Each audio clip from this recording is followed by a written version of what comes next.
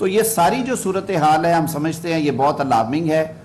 موجودہ بل کو پری mature stage کے اوپر ایک سلیکٹیو بینچ بنا کے اس کے سامنے لگانا جس میں کہ سینیورٹی کے تمام اصولوں کو نظر انداز کر دیا گیا ہے.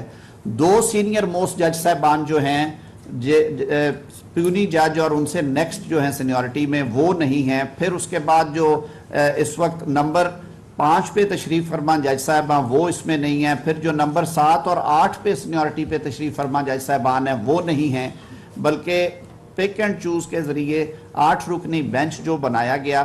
اور سب اس سے جو بڑی بات ہے جس پہ سب کو میرے خیال میں ہم نے یہ بات بھی کی اور ہمیں اس بات کا دکھ اور تکلیف بھی ہے کہ ایک جوڈیشل پریسیڈنٹ ہے، پروپرائٹی ہم اسے کہتے ہیں، کہ چیف جسٹس صاحب کے بینچ بنانے کے اختیارات کے بارے میں وہ بل ہے جو ابھی قانون بنا نہیں ہے. لیکن مان لیا کہ آپ نے اس پہ کوئی بینچ بنایا ہے تو تمام تر روایات جو ہیں سابقہ اور پروپرائٹی کے تمام اصول جو ہیں اسٹیبلشڈ وہ اس بات کے متقاضی ہیں کہ چیف جسٹس صاحب خود اس بینچ کی سربراہی نہ کریں، کیونکہ یہ کانفلکٹ آف انٹرسٹ ہے.